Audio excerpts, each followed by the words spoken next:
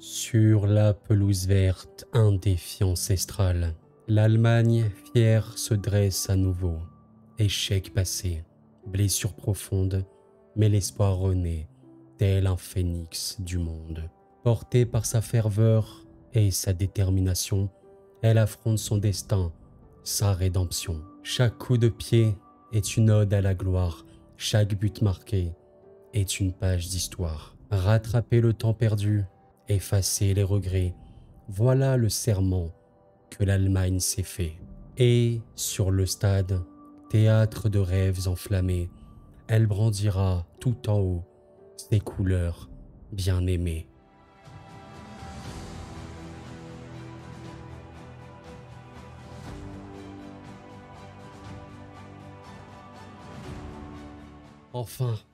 Enfin, quel plaisir. Quel plaisir de vous retrouver. Sincèrement, vous allez voir comment je vais être heureux dans cette vidéo. Enfin, nous allons parler de l'euro et je vous souhaite la bienvenue dans ce tout premier épisode de la Corosphère Euro Édition. Quel plaisir, la Corosphère, c'est une émission que j'ai lancée il y a quelques mois déjà. Ça concernait la CAN, je l'avais lancée pour la Coupe d'Afrique des Nations. Et oui, à l'époque, la chaîne était beaucoup moins grosse que maintenant. À l'époque, j'avais à peine 1000 abonnés. Et voilà, ça commençait à bien prendre à partir de là. Donc j'étais très heureux de parler des équipes africaines. Aujourd'hui, on s'attaque enfin aux équipes européennes. Et vous l'avez vu, il reste plus beaucoup de jours avant l'Euro, donc je ne pourrai pas faire l'ensemble des équipes, mais je prévois une vidéo où nous parlerons de toutes les équipes. Enfin, je l'espère, je verrai bien comment je ferai ça, peut-être un pronostic global. Mais aujourd'hui, on doit s'attaquer aux pays hôtes, à l'Allemagne, une équipe forcément formidable. L'Allemagne qui va commencer ce 14 juin, voilà, contre l'Écosse. Ça va vraiment être un match déjà très fou. Et comme la CAN, nous allons pas forcément la changer la formule. On va d'abord s'occuper pour chaque équipe du point de vue un peu rétrospective. Bon bah, est-ce que cette équipe a un poids? Est-ce que cette équipe a fait des choses? Vous allez voir que concernant l'Allemagne, il y a quand même eu un petit truc. Ensuite, le plus important, on va parler des joueurs, de l'équipe en général, à quel point il y a des bons joueurs, les points forts, les points faiblesses. On va essayer de manière totalement humble évidemment. Enfin, et j'ai vraiment envie de l'aborder, quand même parler de l'aspect psychologique, parce que chaque équipe arrive à cet Euro, comme n'importe quelle compétition, avec un état d'esprit qui peut être plus ou moins différent. On peut même parler des supporters, pourquoi pas. Et enfin, je vous donnerai mon pronostic. Est-ce que je vois cette équipe aller loin, gagner, perdre, j'en sais rien. Nous verrons ça. Et avant de commencer, enfin, je tiens à dire que je n'ai pas de prétention de type, voilà, je suis un savant du football. Loin de là, je parle de football comme je peux, avec mes humbles connaissances. Et voilà, on va tranquillement parler de l'Allemagne aujourd'hui, de manière totalement respectueuse envers toutes les équipes et évidemment envers l'Allemagne. Et on va commencer par la rétrospective. Quelque chose est clair avec l'Allemagne. Je pense que le mot qui peuvent le mieux les représenter, c'est vraiment le mot monstre. L'Allemagne est un monstre, que ce soit en Coupe du Monde ou à l'Euro. On va regarder un petit peu leur parcours historique à la Coupe du Monde. Quelque chose d'un petit peu flippant, hein, on peut le dire réellement. On a une équipe qui a gagné 4 Coupes du Monde, qui a fait plusieurs demi-finales. Évidemment, une des plus grandes nations de l'histoire du football. Et à l'Euro, eh bien, mine de rien, je vous laisse regarder quand même.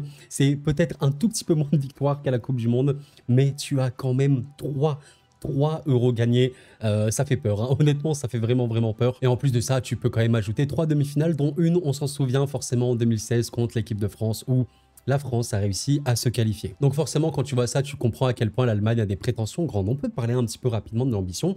Ce qui est quand même intéressant à noter, c'est qu'en 2020, on a vu une équipe d'Allemagne qui a perdu en huitième de finale. C'est pas un vrai bon résultat quand tu vois qu'en 2008, 2012 et 2016, tu fais finale demi-demi, perdre en huitième, c'est dur. Mais ce qui est encore plus dingue, c'est que quand on s'intéresse aux 2 dernières Coupes du Monde, l'Allemagne sort 2 fois au premier tour. On en parlera clairement dans cette vidéo, mais il y a une vraie équipe qui veut se racheter. On en parlera dans l'aspect psychologique parce que c'est très important. On va s'attaquer au plus important, les joueurs. Et avant quand même de parler de l'effectif en tant que tel, il faut parler de la liste et des absences. Parce que oui, on peut parler des joueurs qui sont là. Mais mine de rien, et de manière assez surprenante pour certains, il y a des absents majeurs. Il y a des absents majeurs qui, voilà, c'est un choix en fait de Nagelsmann. On rappelle que Nagelsmann est actuellement le sélectionneur de l'équipe allemande. Je vous laisse lire un petit peu les joueurs qui ne sont pas là. Bon, on peut noter Gnabry, mais qui est surtout forfait. Mais regardez quand même, Hummels, Brandt notamment, ne sont pas là. Et c'est assez dingue, parce que ben, on peut argumenter que Brandt a fait une saison peut-être un petit peu moyenne, mais en première c'était très bon. En seconde c'était peut-être un peu plus compliqué et ça a bien terminé. Hummels, dans l'absolu. Et je pense qu'il n'y a pas beaucoup de personnes qui peuvent contredire ça. Hummels, c'est réellement un des meilleurs défenseurs centraux actuels. Bon, il est vieux, je suis assez d'accord avec ça, mais quand tu vois la saison qui te sort avec le Borussia, c'est exceptionnel. Hein. Dortmund a été énorme, notamment grâce à Hummels. Et bon, on peut quand même remarquer que son coéquipier de Dortmund, Schlotterbeck, a également fait une vraie bonne saison, n'est pas là, est là plutôt. Mais voilà, il y a quand même d'autres absences. Bon, sous le... Peut-être que oui, ok, là, c'est assez compréhensible, c'est pas anti-Dortmund non plus. Maintenant, Werner, bon... Encore une fois, c'est peut-être pas l'offensif allemand le plus en forme cette saison. Goretzka, par contre, voilà, il n'a pas fait la saison du siècle, mais il y a eu des matchs où Goretzka était important, même en Ligue des Champions. C'est des choix qui peuvent quand même faire un peu bon point d'interrogation. Mais quand on regarde quand même la liste, c'est ça qui est dingue, malgré ses absences majeures. Il y a des joueurs de port, il y a des joueurs exceptionnels dans cette sélection allemande. Avant de passer aux joueurs présents les amis, j'ai juste envie de faire un point rapide, très rapide sur Hummels, qui, vous allez le voir sur Football Ref, on voit ses statistiques avancées, est réellement dans l'élite absolue en Europe actuellement, surtout au niveau de la passe où c'est vraiment un des meilleurs défenseurs passeurs du monde. La qualité défensive du joueur, elle est aberrante, hein. Je ne vais pas passer sur toutes les stats, je vous laisse regarder. La qualité balle au pied, elle est également très bonne et on peut également noter une vraie contribution offensive du joueur. Bref, le joueur est très complet, très fort sur énormément d'aspects. Il est également bon dans les airs. Ne pas voir Hummels à minima appelé, bah, je trouve que c'est quand même très particulier. Bon, maintenant, on va voir les joueurs qui sont présents. Et honnêtement, quand j'ai préparé cette vidéo, que j'ai vu l'effectif, je me suis dit, waouh, l'Allemagne fait rêver. Et c'est pour ça que vraiment, je vous le dis honnêtement, en tant que supporter de l'équipe de France, l'Allemagne fait peur. L'Allemagne fait peur et pourrait, pourquoi pas, choper le titre, on ne sait pas, on en reparlera un peu plus tard. Regardons un petit peu les joueurs ligne par ligne. Il y a quand même des trucs de fou. Bon, ben déjà, rien que quand tu vois les gardiens de but, c'est quand même des gardiens qui sont très forts. Je pense quand même que Ter Stegen partira titulaire. Ça me semble assez logique. Il est quand même beaucoup plus jeune que Neuer. Il est quand même performant. On le sait qu'avec le Barça, il peut faire un peu polémique, mais c'est un joueur de classe mondiale qui a des qualités indéniables en tant que gardien. On va passer sur le secteur défensif et ce qui est extrêmement intéressant, on dirait pas comme ça, mais il y a de la qualité, même sans Hummels notamment, il y a de la vraie qualité. Schlotterbeck, bon bah déjà, je sais pas s'il partira titulaire parce que Jonathan Tah, qui a fait une saison énorme avec Leverkusen lui aussi, et Rudiger avec le Real, semblerait être la défense titulaire. Hein. Les deux fonctionnent plutôt bien, les deux peuvent faire des vraies bonnes performances, donc ça ne m'étonnerait pas que les deux soient titulaires directement. Il y a peut-être cette faiblesse entre guillemets du latéral gauche avec Maximilian Mittelstadt, désolé si je prononce pas son nom, de Stuttgart, mais ce n'est pas une vraie faiblesse parce que je trouve le joueur très sous-coté. Stuttgart a fait une saison énormissime en Bundesliga, se qualifiant pour la Ligue des Champions. Et honnêtement, je pense que Mittelstadt est facilement un des meilleurs joueurs de cette équipe de Stuttgart. Mais pourquoi je dis que c'est une faiblesse? Parce qu'il n'y a pas beaucoup d'autres choix. Bon, il y a David Raum au pire. Mais voilà. Sinon, le niveau arrière droit, il y a quand même Henrich. Donc sur le banc, c'est plutôt cool. Mais Kimmich, semblerait-il, qui a beaucoup joué également cette saison avec le Bayern sur ce poste-là, devrait partir titulaire. Et voilà, je pense qu'on a déjà notre défense avec Tah, Rudiger, plus voilà. Kimmich et Mittelstadt, c'est quand même une défense très bonne. Et c'est là qu'on va voir le délire. Rien que quand tu vois la défense, tu dis quand même que c'est lourd. C'est très lourd. Mais quand tu vois le reste, ça fait flipper. Honnêtement, ça fait flipper. Je vous laisse regarder un petit peu la qualité qu'il y a quand tu vois Pavlovic, qui est très jeune, mais qui peut être très bon à l'avenir. Un vrai joueur d'avenir. Bah, c'est énorme. Il y a Hendrich, il y a Gundo, il y a Kroos, c'est honnêtement énorme. Il y a d'autres joueurs, hein, que je ne vais pas tous les citer. Évidemment, je pense qu'on peut évoquer quand même les joueurs offensifs comme Florian Wirtz, comme Musiala, qui sont, on va pas se mentir, les deux nouvelles figures de proue de l'Allemagne. Ce qui est super cool avec cette Allemagne, c'est qu'il y a un vrai mélange entre cette expérience-là, avec beaucoup de joueurs d'expérience par-ci par-là, qui ont joué au football depuis maintenant plus de 10 ans limite, et en même temps, une vraie jeunesse. Et la jeunesse, on la voit notamment avec des mecs comme Pavlovic, mais on la voit surtout avec des mecs comme Musiala et Wirtz, qui sont tous les deux dès 2003 parmi les futurs meilleurs joueurs du monde, hein, très facilement. Je vous laisse simplement regarder leur code sur Transfermarkt. 120 millions pour l'un, 130 millions pour l'autre, c'est absolument délirant. Et il y a beaucoup de qualité offensive. Et ce qui est dingue, c'est que quand on regarde les derniers matchs, on va dire majeurs de l'Allemagne, même si c'était des matchs amicaux, contre l'équipe de France le 23 mars et contre les Pays-Bas le 26 mars, et regardez les compositions. L'Allemagne avait sorti la même compo qui, je pense, pourrait être la composition type de l'Allemagne pour cet Euro. Comme nous l'avons évoqué, Ter Stegen dans les cages avec Ta et Rüdiger, Kimmich, Mittelstadt, ça me semble être l'attaque, la meilleure défense qu'ils puissent faire actuellement. En backup, tu as potentiellement le Schlotterbeck, etc. qui va être là à cet Euro, c'est super bien. Là, tu vois qu'ils ont joué dans un double pivot. Kroos, Hendrich, comme l'équipe de France, hein, Kroos, Hendrich, où les deux peuvent être énormes. On a bien vu un peu comment Hendrich a été bon également cette saison, comme à peu près en vrai tous les joueurs de Leverkusen, j'ai l'impression. Et ce qui est le plus terrifiant, c'est l'aspect offensif. Et pour moi, c'est vraiment le plus terrifiant parce que déjà, quand tu as ça derrière et que devant, tu as le luxe de faire jouer Gundo, qui, on va pas se mentir, est un des meilleurs joueurs du monde. Je sais que c'est un peu gros de dire ça comme ça, mais Gundo, c'est typique le genre de joueur capital dans une équipe. C'est le joueur d'équilibre. C'est le joueur, tu sais que s'il n'est pas là, t'es mort. On a vu à quel point la saison du Barça était très bizarre. Il y a quand même eu de très bons moments et d'autres moments beaucoup plus compliqués. Mais il y avait quelques rares joueurs au-dessus de tout. Gundo en faisait partie. Gundogan est largement un des meilleurs joueurs à son poste actuel.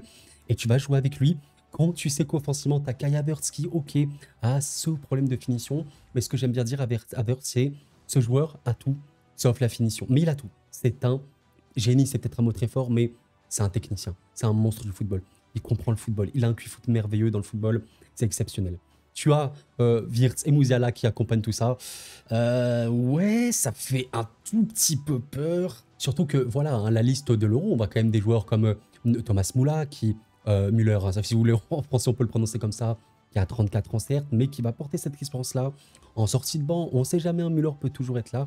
Mais de rien, Niklas Füllkrug, un joueur vraiment un petit peu, vous savez, le mal-aimé dont on pouvait se moquer, mais cette saison, la saison de Füllkrug, incroyable, notamment en Ligue des Champions, où il a même marqué contre le Paris Saint-Germain. Bon voilà, je ne vais pas tous les faire, il y a tellement de bons joueurs évidemment. Leroy Sané qui pour l'instant est blessé, mais devrait normalement, si je ne me trompe pas les amis, dites-moi si je me trompe, jouer 7 euros. Donc Leroy Sané en plus en sortie de banc, ça peut être énormissime. Bref, pour moi cette équipe a à peu près tout. Et en fait, ce qui est vraiment exceptionnel avec cette équipe allemande, quand on regarde un petit peu individu par individu, on se rend compte qu'il y a pas loin d'être les meilleurs joueurs à leur poste actuellement. C'est ça en fait qui est assez dingue. Je pense qu'on va être à peu près tous d'accord pour dire que cette saison, Toni Kroos, il fait un truc irréel. Le Toni Kroos qu'on a vu, notamment en seconde partie de saison, les matchs de Ligue des Champions qu'il a sortis, c'est gravissime. C'est gravissime. À un niveau comme ça, à cet âge-là, les gars, on parle d'un mec qui peut choper le ballon d'or. On en parle ou bien? Factuellement, c'est ça. Quand on voit ça, ok, bon, on se dit, imagine, il n'y a que Kroos. Mais t'as Rüdiger, ils ont sorti, vous avez vu la saison qu'ils ont sorti? Les SVP. Quand tu vois Wirtz, les gars, c'est potentiel ballon d'or encore une fois cette saison. Le problème pour lui, c'est qu'il joue en Europa League, les Leverkusen, ça a peut-être moins la lumière que d'autres clubs, mais la saison que fait Wirtz, elle est irréelle. Elle est irréelle. Musiala avec le Bayern, qui a été compliqué cette saison, le Bayern. Mais vous avez vu ou pas la saison quand même qu'il a réussi à faire? C'est dingue. Havertz, une très grosse saison également avec Arsenal. Bref, il y a des joueurs individuellement parlant énormes à tous les postes. C'est ça en vrai la vérité. Et tu sais à quel point le banc c'est très important. Comme on l'a vu, l'Allemagne a un banc. C'est-à-dire que tu peux en sortie de banc faire entrer un défenseur de haut niveau, un milieu de haut niveau, un attaquant de haut niveau. C'est ça qui est assez dingue. C'est ça qui est assez dingue. Tu as la jeunesse, tu as l'expérience. Nagelsmann est en plus un coach qui en sait avec des idées nouvelles. C'est un très jeune coach, il doit avoir 36 ans. On a bien vu à quel point avec le Bayern, il pouvait être exceptionnel. Un jeu de transition ou plutôt d'attaque rapide très intense. On l'a également vu faire avec l'Allemagne, on l'a vu contre l'équipe de France. Bref, c'est énormissime. Pour moi, si vous devez me dire, ouais Koro, mais là tu es en train de me dire, mais en fait c'est l'Allemagne qui va gagner l'Euro. Alors je dis pas ça. Par contre, je dis que oui, ils sont clairement parmi les favoris. Ça me semble très clair. On ne peut nier l'impact en plus de jouer à domicile. L'impact de jouer à domicile dans ce genre de compétition, c'est énormissime. Maintenant, si tu dois me dire, si je dois vous dire, c'est quoi les faiblesses? C'est quand même compliqué parce que les faiblesses, on pourrait peut-être se dire au niveau de la finition globale. Bon, il n'y a pas des serial buteurs non plus, même si je considère que Gundo, Kroos notamment en tant que milieu, même si voilà, on joue dans un sort de 4-2-3-1 avec l'Allemagne, peuvent totalement marquer. Même Hendrich dans l'absolu, tous les joueurs de l'Allemagne peuvent marquer. C'est vrai qu'il n'y a peut-être pas, vous savez, ce tueur. J'aimais bien dire à l'époque, imaginez Lewandowski est allemand. Lewandowski allemand, ça aurait été gravissime, hein, parce qu'ils auraient eu un serial buteur, un peu comme Miroslav Klose quand il jouait au football. Bref, ça aurait été exceptionnel, mais c'est pas grave. Moi, je vois surtout avec l'Allemagne, un collectif très fort qui sait comment jouer et qui sait comment elle va faire du mal aux adversaires. On en parlera dans l'épisode sur l'équipe de France, mais avec l'équipe de France, on a un peu moins cette visibilité. L'Allemagne, c'est très très visible. On sait comment ils vont jouer et eux savent comment ils vont faire du mal. Donc c'est énorme, c'est vraiment énormissime. Et ça me fait une transition parfaite pour aborder l'aspect psychologique de l'Allemagne. Parce que oui, nous l'avons évoqué un petit peu plus tôt, l'Allemagne reste sur des échecs cuisants. L'Allemagne, en tant qu'immense équipe du football, se doit limite à chaque compétition de gagner. Au-delà d'être en quart demi, gagner, c'est l'objectif. Deux éliminations en phase de poule de Coupe du Monde, rendez-vous compte. Et on s'en souvient quand même, lors du dernier Euro, une défaite assez cinglante, assez triste contre cette Angleterre qui évidemment était très forte. D'ailleurs, ce qui est drôle, c'est que quand on regarde un petit peu le 11 titulaire contre l'Allemagne, il y a quand même des choses qui ont changé. Hein. Werner, bon, n'est pas là, Kai Havertz, il est là, Müller, il va apparemment quand même commencer sur le banc. Gosens n'est plus là de mémoire. Bon, évidemment, Neuer est là, mais je pense qu'il sera sur le banc cette fois-ci. Ginter n'est plus là, Hummels n'est pas là également, Rudiger, pour le coup, il est là, Goretzka n'est plus là, Kroos est là, Kimmich est là. Donc, vous voyez quand même qu'il y a eu beaucoup de changements. Mine de rien, sur le banc à l'époque, il y avait Musiala, qui devrait être titulaire. Il y avait Gundo, qui devrait être titulaire. Donc, il y a quand même des joueurs, je pense, qui vont mettre beaucoup d'apports dans cette équipe. Et oui, vraiment, l'aspect psychologique pour moi de l'Allemagne et des supporters allemands, c'est de se dire, ben, peut-être que c'est présomptueux, je ne sais pas si c'est le terme, mais on va y aller pour gagner. On est chez nous en plus et on doit gagner. Encore, je ne sais pas, imagine si on était ailleurs, dans un autre pays, bon, mais tu es chez toi. Tu as, vous savez, il y a un petit peu ce cliché, les Allemands, ils vont donner, il y a beaucoup cette fierté, cet orgueil allemand, qui est logique, et honnêtement, quand tu vois les dernières sorties mondiales ou européennes, tu dois faire beaucoup mieux. Alors, je ne dis pas que l'Allemagne va forcément gagner, mais je pense, ça c'est ce que je pense. Vous me dites un petit peu si vous êtes d'accord ou non. La mentalité allemande, le coach, les joueurs, le staff et le pays, on joue pour gagner. Le but, c'est que le 14 juin, nous soyons champions d'Allemagne. Que nous soyons champions d'Europe plutôt, c'est un peu plus logique. Voilà, et en vrai, cette mentalité, pour moi, elle vient aussi du fait que les résultats précédents n'étaient pas bons encore. Imaginez, je sais pas, je vous dis n'importe, en Coupe du Monde, tu fais quart de finale, demi-finale, et au dernier Euro, tu fais demi. Bon, tu peux te dire, ok, on vise encore une fois minimum les demi, mais vu qu'on est chez nous, la continuité maintenant, c'est de gagner. Voilà. Mais là, il y a plutôt cet esprit de la revanche extrême. Prendre une revanche sur nous-mêmes et montrer qu'on est là, montrer qu'on est l'Allemagne et qu'il faut nous craindre. C'est surtout ça. Et c'est ça qui limite qui me fait le plus peur. Parce que, comme on dit, ne vendons pas la peau de l'ours avant de l'avoir tué. Et là, c'est dur. Je pense pas que les gens vendent la peau de l'Allemagne, mais il y a aussi notre expression qui dit ne réveillez pas le loup qui dort ou un truc comme ça. Bref, je sais pas pourquoi je balance des expressions comme ci, comme ça. Mais attention, attention. Et si vous devez me dire, Koro, pour toi, c'est dans le top combien? L'Allemagne est pour moi dans le top 4. Les favoris, au moins dans les 4 premières, je sais pas trop exactement où, mais c'est énorme. C'est honnêtement énorme. Alors maintenant, mon pronostic. Parce que oui, c'est bien, on parle, mais le pronostic. Bon, déjà, concernant la poule, on voit quand même que c'est une belle poule. C'est vraiment une belle poule. Bon, l'Écosse, semblerait-il, c'est quand même une équipe, je pense, en dessous de ces 3 autres-là. Mais par contre, la Suisse est honnêtement très bonne. Il y a un monde où on parle de la Suisse. Il y a un vrai collectif, une vraie équipe super intéressante. La Hongrie, mine de rien, très dangereuse équipe. On l'a même vu au dernier Euro. Attention, il y a vraiment de top joueurs, dont Orban, évidemment Szoboszlai, extrême top player. Donc c'est pas un groupe voilà, ultra simple non plus. Avantage quand même pour l'Allemagne, c'est que au premier match, tu joues l'Écosse. Ça me semble être quand même voilà, assez bien pour commencer ta compétition. Et je sais que je force avec ça, mais encore une fois, tu joues à domicile. Tu joues à domicile, les gars. C'est trop fort, c'est trop fort de jouer à domicile. On rappelle que la Côte d'Ivoire a gagné la CAN.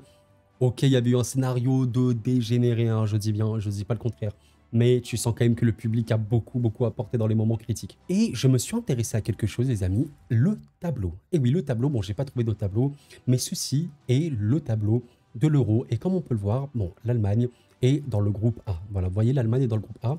L'Euro, regardez ce que dit le tableau, c'est que le premier du groupe A, on peut considérer que l'Allemagne termine premier de son groupe, ça me semble pas non plus aberrant de dire ça comme ça, même si attention aux autres équipes, mais on va dire Allemagne première. Ok. Première, tu affronterais le deuxième du groupe C, qui est dans le groupe Slovénie, Danemark, Serbie, Angleterre. Mine de rien, c'est quand même assez lourd. Mais on va considérer, s'il y a la logique dans le football, même si la logique dans le foot ne veut pas dire grand-chose, considérons que l'Allemagne termine première. Ok. On aurait deuxième Serbie, Danemark ou Slovénie. Ça me semble quand même être un adversaire qui est cool. pour l'Allemagne qui joue à la maison, Allemagne-Slovénie, Allemagne-Serbie, Allemagne-Danemark dans l'absolu, l'Allemagne est favori sur ces trois confrontations, même s'il y a des belles équipes, notamment je pense toujours le Danemark qui est là, et la Serbie, attention, qui monte bien bien.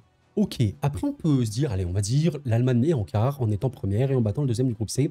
En quart de finale, tu affronterais le premier du groupe B ou le troisième du groupe A, D, E, F. Bon, on va considérer qu'un troisième de groupe ne va pas passer en quart, on va considérer évidemment, ça c'est que de la pronostic, ça sert pas à grand chose, mais on va se dire, en quart, tu chopes le premier du groupe B, et là ça commence déjà à être extrêmement intéressant, parce que le groupe B, c'est le groupe de la mort, les 4 équipes sont très fortes, même l'Albanie, évidemment, l'Espagne fait un tout petit peu flipper, voilà, on va en parler je pense clairement, mais on va considérer, imaginez l'Espagne est première, ok, on va le considérer, ben déjà un Espagne-Allemagne en quart de finale, c'est énormissime, mais Espagne-Allemagne, ben j'ai envie de dire limite que c'est entre guillemets dans les gros adversaires, l'adversaire qui est le moins effrayant pour l'Allemagne.